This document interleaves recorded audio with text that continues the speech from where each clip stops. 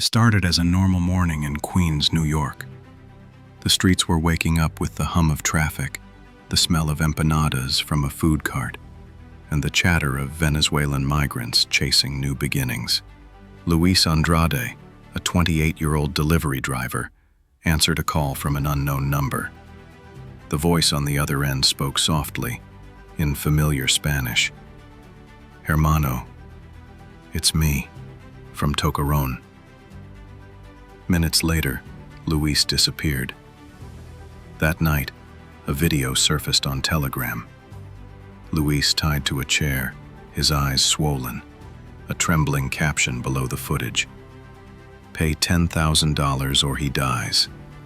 When detectives traced the video's origin, they stumbled upon something far larger than a single kidnapping. It was the footprint of a violent transnational network. Tren de Aragua, a Venezuelan prison gang expanding its reach into the United States. What began inside a crumbling Venezuelan prison had evolved into an empire of extortion, human trafficking, and murder stretching across continents. And for the first time, its shadow had reached American soil.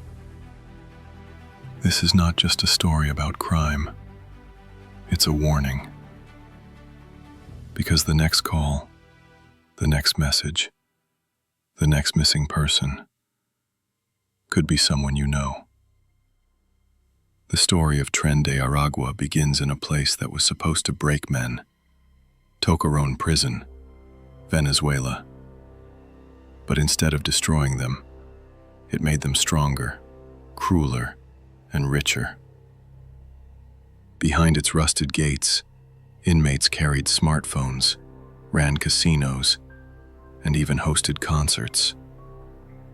Guards didn't control the prison, the prisoners did. In 2012, one man rose above the chaos. Hector Guerrero Flores, known as Niño Guerrero. He built an empire inside the walls, creating a hierarchy that reached far beyond the prison's concrete. His soldiers extorted money, ran prostitution rings, and charged other inmates for protection. Within a few years, Tocaron had become the headquarters of Venezuela's most powerful criminal organization. When Venezuela's economy collapsed and millions fled the country, the gang saw opportunity. Members followed migrants across borders, disguising themselves as refugees. They offered safe passage and fake jobs, and when victims refused to pay, they vanished. By 2023, Tren de Aragua had already embedded itself in Colombia, Peru, Chile, and Brazil. But U.S. authorities first noticed its presence at the southern border. In Texas and Arizona, agents began to find Venezuelan migrants marked with tattoos of a snake coiled around a train, the gang's signature emblem. Then came the kidnappings. In early 2024, 3 Venezuelan men disappeared in Miami under similar circumstances. In March, Luis Andrade vanished in Queens. Every case carried the same pattern: encrypted messages, ransom demands, and a chilling reminder: the train had arrived in America.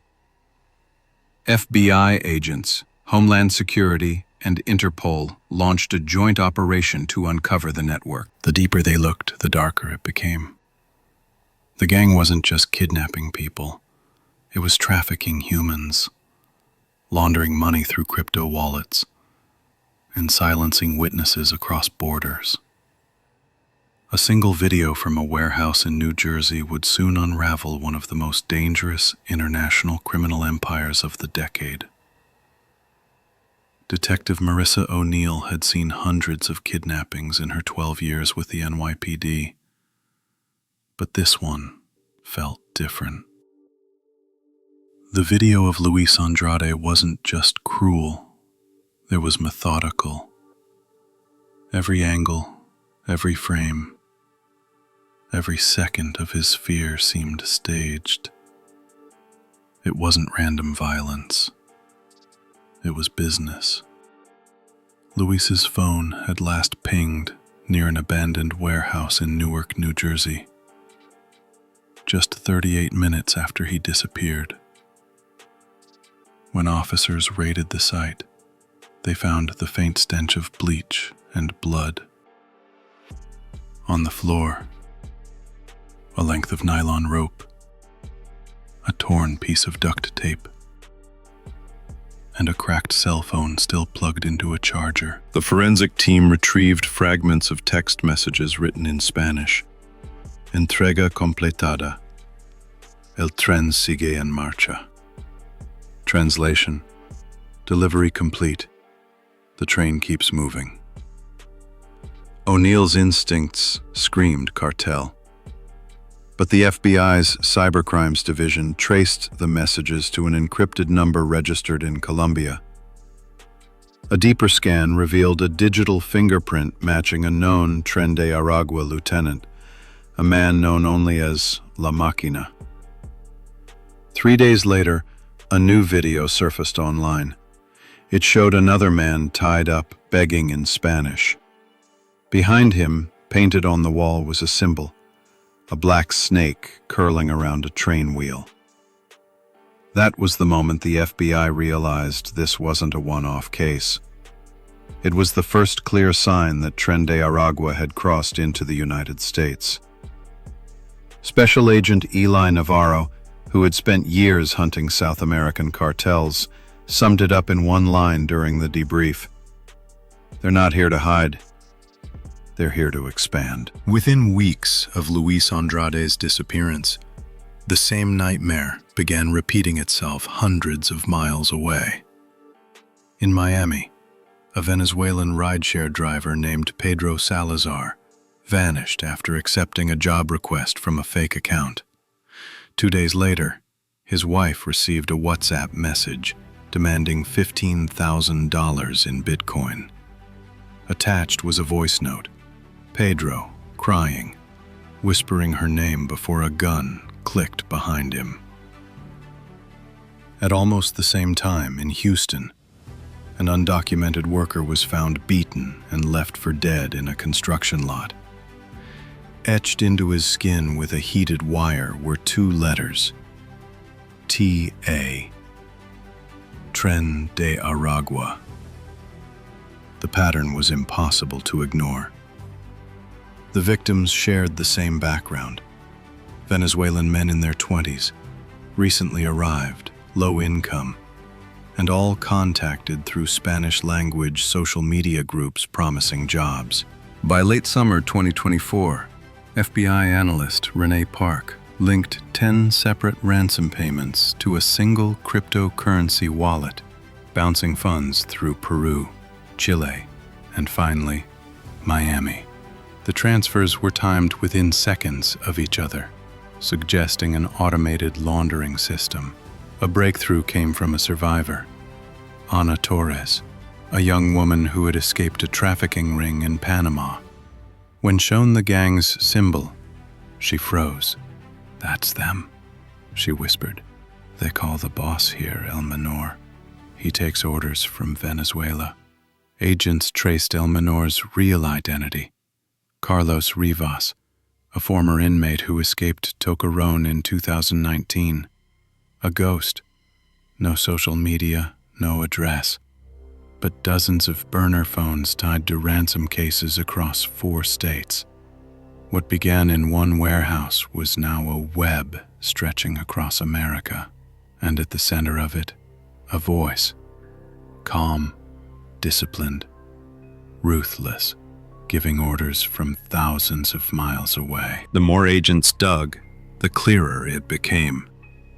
Tren de Aragua didn't just traffic people, it trafficked profits. Inside the FBI's cyber lab, analyst Renee Park followed a blockchain trail that looked like static noise. Thousands of microtransactions bouncing between crypto wallets every few seconds. But hidden in the pattern was a rhythm. Money moved in waves, coinciding perfectly with each ransom demand.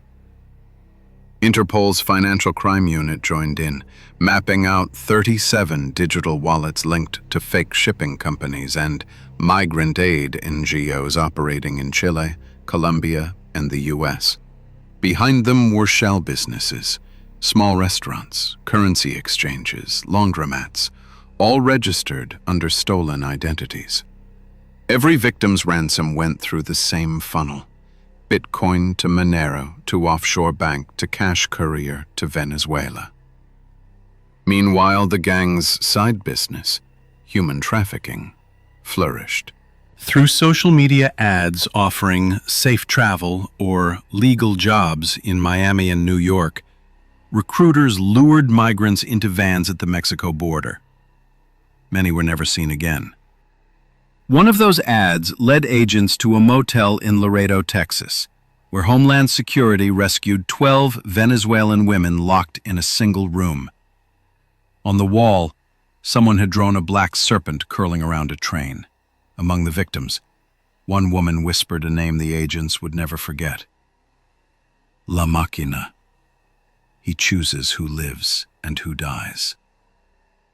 The investigation now had a face for the monster in the dark.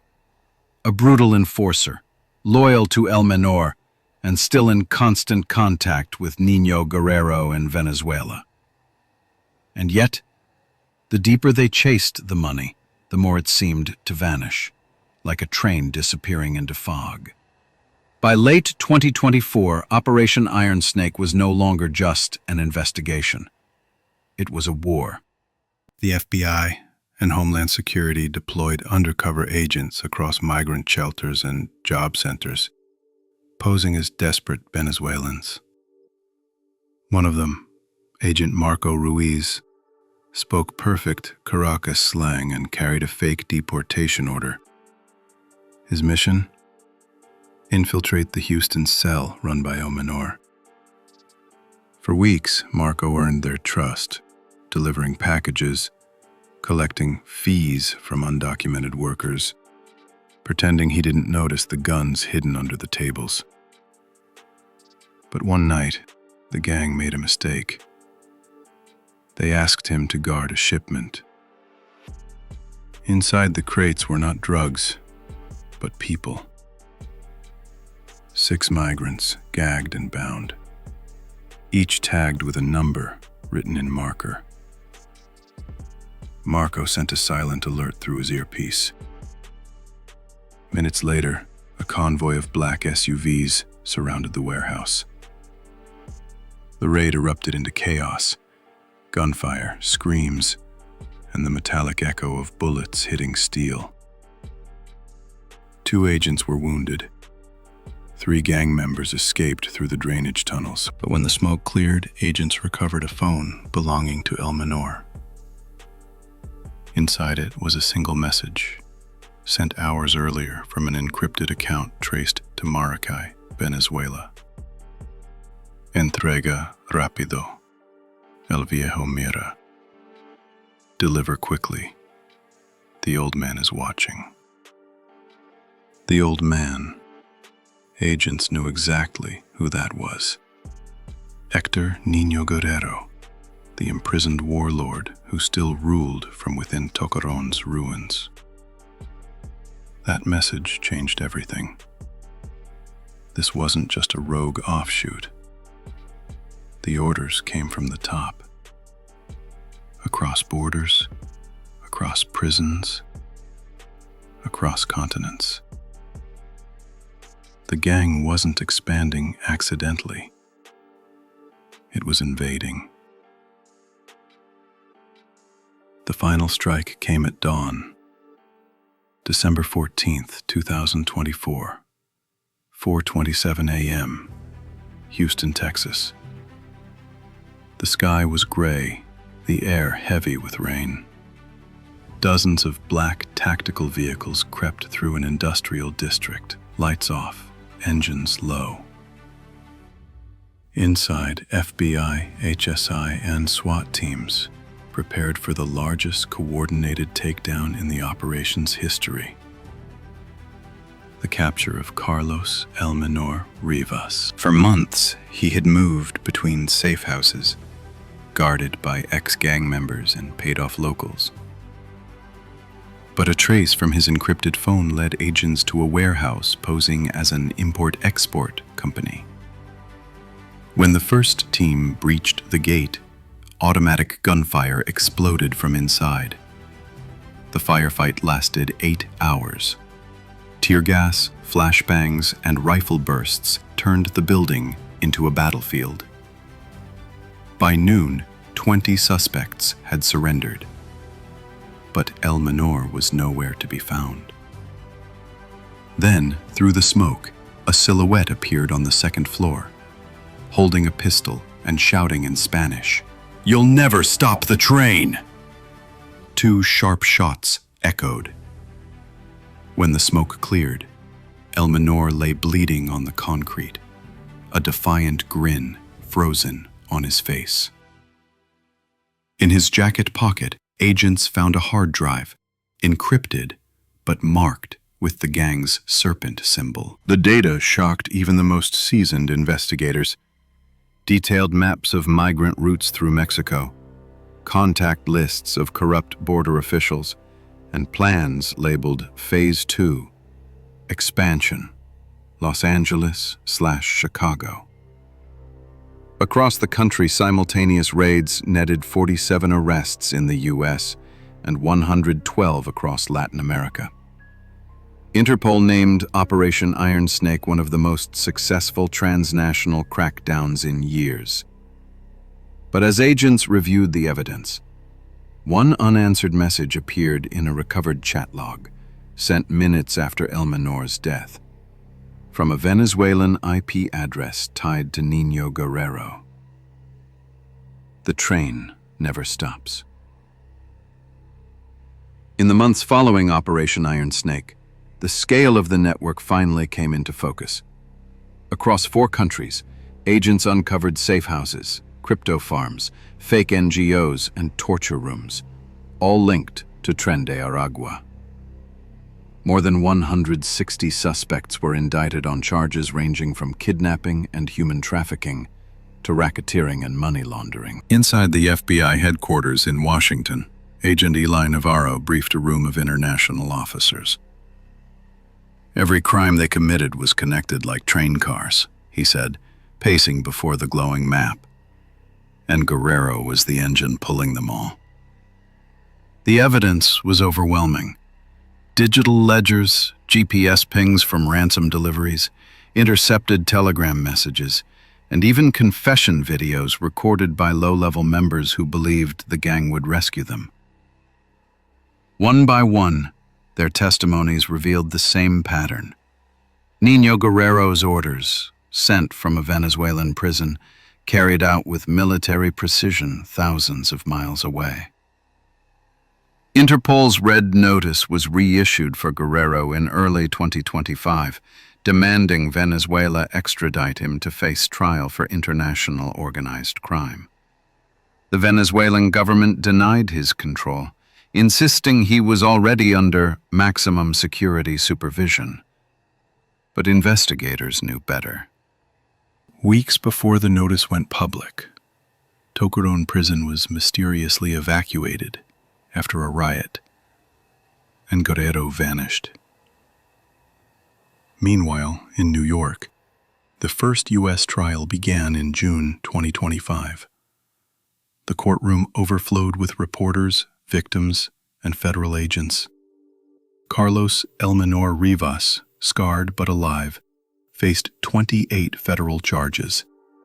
His expression never changed. Even when prosecutors played the footage of kidnapped victims, their pleas echoing through the silent room.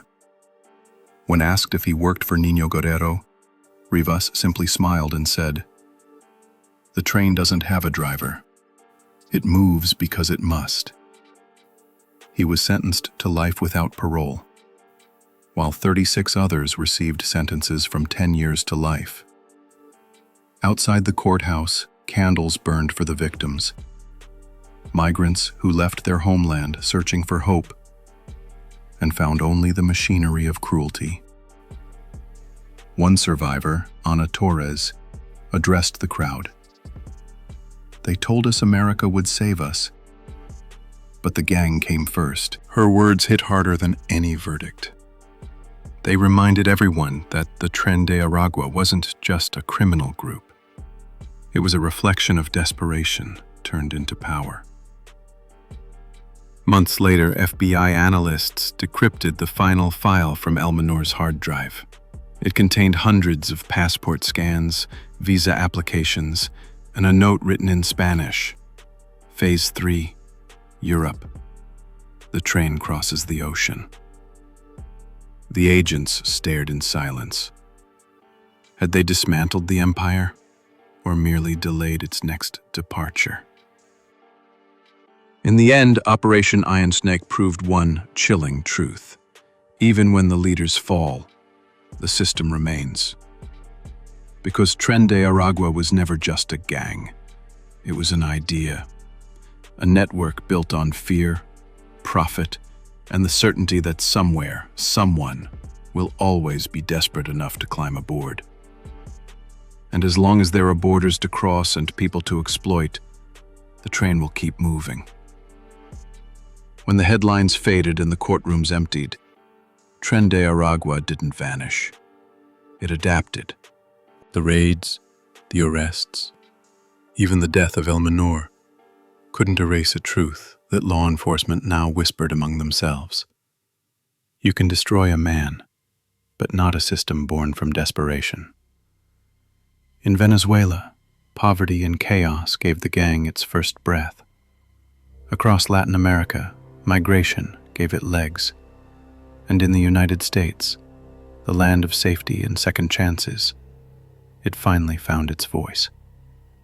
The Tren de Aragua showed the world what modern crime looks like: borderless, digital, and fueled by fear.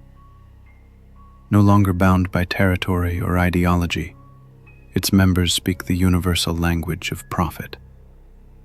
They operate in the shadows of opportunity, where hope turns into bait, and human lives are just another form of currency. Behind every statistic is a face. Luis Andrade, Pedro Salazar, Ana Torres. People who once dreamed of escape, only to become prisoners in a different kind of cell. The invisible cage of exploitation. It's easy to think that this story belongs to someone else, somewhere far away. But crime like this thrives on ignorance.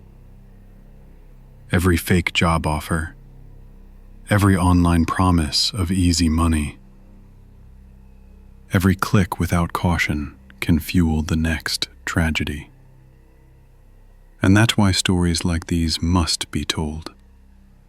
Not to terrify, but to prepare.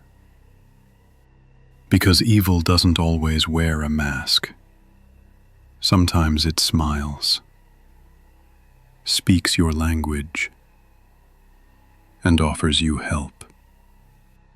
So the next time your phone rings from an unknown number, remember Luis Andrade. And remember that somewhere, on a hidden screen, another message might already be waiting.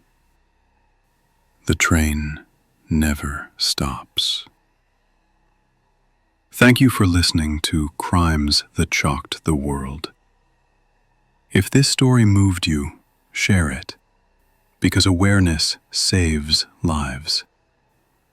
Tell us where you're listening from. Are you on your way to work, at home, or somewhere between? Leave a comment, like, and subscribe so we can keep bringing you real stories that reveal the darkest corners of our world. Together, we expose the truth. Together, we stop the train.